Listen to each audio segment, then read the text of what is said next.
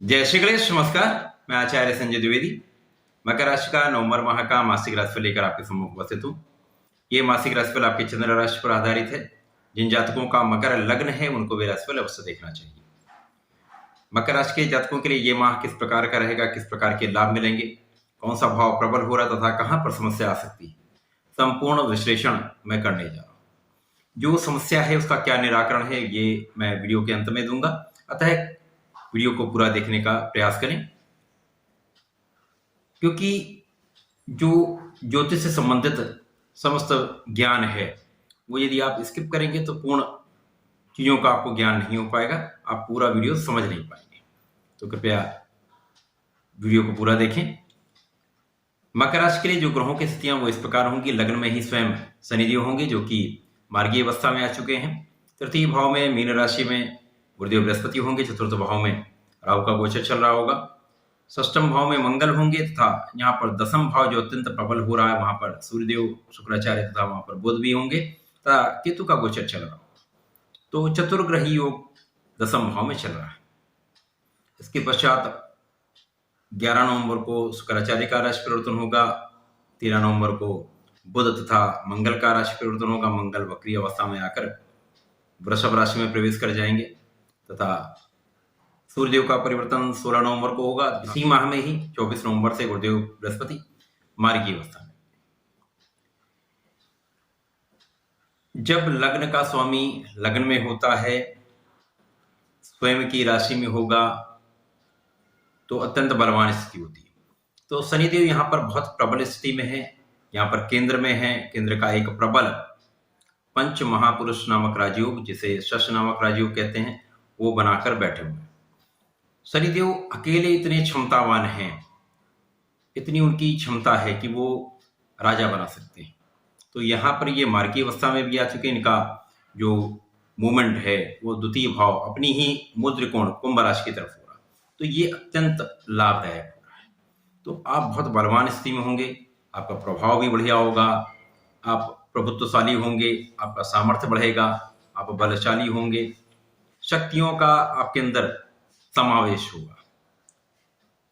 अब यहाँ पर जो शनिदेव हैं उनकी दृष्टि का प्रभाव गुरुदेव पर होगा, तृतीय भाव पर होगा। तो निश्चित रूप से यहाँ पर गुरुदेव की साथ समभाव में होने के कारण तथा तत्कालिक मैत्री के कारण यहाँ पर मित्रवत यहाँ पर संबंध रहने वाला है। तो पराक्रम आपका बढ़ेगा। यहाँ पर कुछ जो संबंध हैं मित्रों के साथ अथवा भाई बहनों के साथ वो बहुत अच्छे नहीं रहेंगे, परंतु यहाँ पर बहुत कोई बड़ी समस्या भी नहीं, क्योंकि यहाँ पर स्वयं गुरुदेव हैं तो ये भाव प्रबल हो रहा है। पराक्रम का आपको लाभ मिलेगा, परिश्रम आपका बढ़ेगा जिससे आप लाभ लेंगे। द्वितीय भाव स्वयं शनिदेव की ही राशि है, तो धन भाव है जहां पर इनका मूवमेंट प्रारंभ हो चुका है, गमन प्रारंभ हो चुका है। तो धन का भाव भी अत्यंत प्रबल हो रहा। धन का भाव प्रबल होगा तो यहाँ पर आपके साथ संबंधों में भी मधुरता आएगी, पारिवारिक संबंध अच्छे रहने वाले हैं। पैतृक संपत्ति का भाव भी प्रबल होगा तो इसका आपको लाभ मिलेगा। यहाँ पर आपके स्वास्थ्य में भी सुधार होगा। शनिदेव का प्रभाव यहाँ पर सप्तम भाव पर है, यहाँ पर कुछ समस्या आ सकती है। यहाँ पर जीवन साथी के साथ वैचारिक मतभेद अथवा कुछ दूरी का होना या मानसिक क्लेश का होना ये संभव हो सकता है। तो यहाँ पर आपको सावधानी रखने की आवश्यकता होगी। शनिदेव का प्रभाव दसम भाव पर है जो कि केंद्र का भाव है। जो अपनी उच्च राशि को देखेंगे तो निश्चित रूप से आपका कार्यक्षेत्र बहुत प्रबल रहने वाला है, आप उसका बहुत प्रबल लाभ लेने वाले हैं। कार्यक्षेत्र का विस्तार होगा, कार्यक्षेत्र में पदोन्नति का, व्यापार में उन्नति का, सफलता का योग बनता है। यहाँ पर आपके अष्टम के स्वामी सूर्यदेव होंगे, जिसके कारण आपके स्वास्थ्य समस्याओं का यहाँ पर समापन होगा, स्वास्थ्य में सुधार होगा, अध्यात्म में वृद्धि होगी। साथ ही साथ यहाँ पर आपके भाग्य के स्वामी भी होंगे, यहाँ पर आपके कर्म के भी स्वामी होंगे। आपके पंचम के स्वामी जो कि शुक्राचार्य हैं तथा आपके कर्म के स्वामी भी शुक्राचार्य हैं। इन सब पर शनिदेव की दृष्टि का प्रभाव आपको बहुत तीव्र गति से यहाँ पर उन्नति कराएगा। तो आपके ज्ञान का भाव भी प्रबल रहने वाला है। शिक्षा में उन्नति होगी, शिक्षा में सफलता लेंगे, संतान का लाभ लेंगे। साथ ही साथ यहाँ पर कार्यक्षेत्र निश्चित रूप से बहुत प्रबल रहने वाला है, जिससे के कारण प्रबल धन का, प्रचंड धन का लाभ लेने वाले हैं। गुरुदेव जो कि तृतीय भाव में है, यहाँ पर गुरुदेव आपके द्वादश के भी स्वामी हैं, इनका तृतीय भाव में होकर भाग्य को देखना, तो कुछ व्यय अवश्य हो सकते हैं, परंतु ये आध्यात्मिक व्यय होगा, तीर्थ यात्राओं में व्यय होगा, अच्छे कार्यों में व्यय होगा, दान धर्म में व्यय होगा, ये बहुत अच्छा रहने वाला। साथ ही साथ आपका भाग्य भी बहुत प्रबल रहने वाला है। गुरुदेव का प्रभाव आपके अष्टम पर होगा, जिसके कारण जो स्वास्थ्य समस्याएं उनसे आप मुक्ति पाएंगे। साथ ही साथ आपका ज्ञान का भाव प्रबल होगा, आपकी प्रज्ञा बढ़ेगी। तो दसम भाव तो जैसा मैंने कहा, क्योंकि लग्नेश की दृष्टि का भी प्रभाव, लग्नेश की उच्च राशि भी है, चतुर्ग्रही योग भी है, तो ये भाव तो आपका बहुत प्रबल है। 6 ग्रहों का यहाँ पर प्रभाव आपको मिलेगा। तो येन केन प्रकारेण बहुत प्रबल मात्रा में धन का भी अर्जन करेंगे, बहुत तीव्र गति से अब आगे भी बढ़ेंगे। सुख सुविधाओं का भी आप अर्जन करेंगे, सुख संपत्ति का अर्जन करेंगे, वाहन का अर्जन करेंगे, ऐश्वर्य में आपकी वृद्धि होगी। यहां पर राहु का प्रभाव अवश्य है, परंतु यहां पर माता पिता के साथ संबंधों में समस्या आ सकती है। यहां पर पारिवारिक जीवन जो है, परिवार के सदस्यों के बीच में कहीं ना कहीं कुछ समस्या, कुछ क्लेश हो सकता है, परंतु धन संपत्ति का लाभ आप निश्चित रूप से लेंगे। कार्यक्षेत्र में प्रगति अवश्य होगी। पंचम जो कि शिक्षा का भाव है, संतान का भाव है, आपके प्रेम का भाव, ये भी बहुत प्रबल रहने वाला है।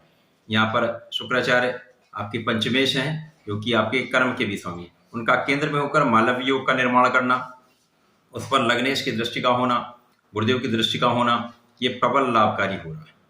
तो निश्चित रूप से आपका संतान का भाव प्रबल होगा, संतान का सुख आपको मिलेगा, शिक्षा में सफलता मिलेगी, शिक्षा प्रतियोगिता में आप निश्चित रूप से सफल रहने वाले हैं, ज्ञान से आप बहुत धन का अर्जन करने वाले हैं, संतान से बहुत आपको लाभ मिलेगा, संतान का सुख भी आपको प्राप्त होगा। इसके पश्चात राशियों का परिवर्तन होगा। 11 नवंबर को शुक्राचार्य अपनी राशि का परिवर्तन करके एकादश भाव में प्रवेश करेंगे, जो कि मंगल की वृश्चिक राशि है। यहां पर प्रत्येक ग्रह शुभ प्रभाव ही प्रदान करता है। अब इनका दृष्टि का प्रभाव जो होगा वो पंचम भाव पर होगा, जिसके ये स्वयं स्वामी है। तो पंचमेश का पंचम पे दृष्टि का डालना आपके प्रेम के भाव में वृद्धि करता है। प्रेम संबंध अच्छे रहने वाले, प्रेम से आपको लाभ भी मिलेगा, संतान से सुख मिलेगा, संतान की प्राप्ति का योग बनता है। शिक्षा में जैसे मैंने कहा बहुत अच्छा करने वाले, बहुत सफलता लेने। इसके पश्चात 13 नवंबर को बुध का भी राशि परिवर्तन हो जाएगा, जो कि आपके भाग्य के स्वामी है। तो यहाँ पर भाग्येश, कर्मेश तथा पंचमेश का संयोग एकादश भाव में बनेगा। 13 नवंबर को ही मंगल अपनी राशि में वक्री होंगे तथा इनका गमन वृषभ राशि की तरफ हो जाएगा। वृषभ राशि में जब ये प्रवेश करेंगे, पंचम भाव में प्रवेश कर जाएंगे, जिसके कारण यहाँ पर एक अद्भुत राजयोग का निर्माण होगा, जो कि त्रिकोण का भाव है। तो त्रिकोण के भाव पर त्रिकोण के स्वामी की दृष्टि का प्रभाव और परिवर्तन राजयोग का निर्माण, निश्चित रूप से संतान के कारण आपको बहुत सफलता मिलने वाली, संतान के कारण बहुत लाभ लेने वाले, शिक्षा के कारण बहुत लाभ लेने वाले। इसी प्रकार से वैवाहिक संबंधों में आपको लाभ मिलेगा, वैवाहिक संबंध अब सुधरेंगे। सूर्य का भी राशि परिवर्तन हो जाएगा। सूर्यदेव 16 नवंबर को एकादश भाव में प्रवेश कर जाएंगे। अब ये राहु के प्रभाव से जब मुक्त होंगे, तो निश्चित रूप से जो लोग चिकित्सीय शिक्षा से संबंधित कार्य करते हैं, चिकित्सा विज्ञान में है, गूढ़ रहस्यों से संबंधित कार्य करते हैं, अथवा यहां पर ये रिसर्च से संबंधित कार्य करते हैं, उनको बहुत प्रबल लाभ होने की संभावना है। साथ ही साथ यहाँ पर आपके पिता का सहयोग मिलने लगेगा, आपके बड़ों का सहयोग, आपके सुपीरियर्स का आपको सहयोग मिलेगा, अधिकारी गणों का आपको पूर्ण सहयोग मिलेगा, सरकारी तंत्र का आपको सहयोग मिलेगा, जिसके कारण आपके समस्त कार्यों में बहुत प्रगति होने वाली है। आपका मान भी बढ़ेगा, सम्मान भी मिलेगा, क्योंकि जब तक सूर्य पीड़ित थे ग्रहण के प्रभाव में, तो यहाँ कहीं ना कहीं समस्त सुविधाओं के होते हुए भी, समस्त सफलता के होते हुए कहीं ना कहीं कुछ अवरोध, कुछ कष्ट जो अवश्य प्राप्त हो रहा था, अब यहां पर आप उससे मुक्ति पाएंगे। तो यहां पर पंचम भी प्रबल हो रहा है, यहां पर एकादश भाव बहुत प्रबल है, इसके कारण आप बहुत धन का लाभ लेंगे, मान सम्मान आपको मिलेगा, सफलता मिलेगी। तो ये माह आपके लिए संतान प्राप्ति का योग बनाता है, आपके लिए सुख के योग बनाता है, संपत्ति वाहन का योग बनाता है। तो नवंबर माह मकर राशि के लिए अत्यंत शुभ है, परंतु मकर राशि पर 7.5 का प्रभाव भी चल रहा है। तो इस समय पे आपको नियमित रूप से प्रत्येक शनिवार को शनिदेव मंदिर में जाकर सरसों के तेल का चौमुखी दीपक अवश्य प्रज्वलित करना चाहिए। प्रत्येक मंगलवार को यदि आप बजरंगबाण का पाठ करते हैं तो निश्चित रूप से समस्त संकटों का अंत होता है, आपकी स्वास्थ्य समस्याओं का भी अंत होगा। तो ऐसा करें, इसका लाभ लें। धन्यवाद, नमस्कार।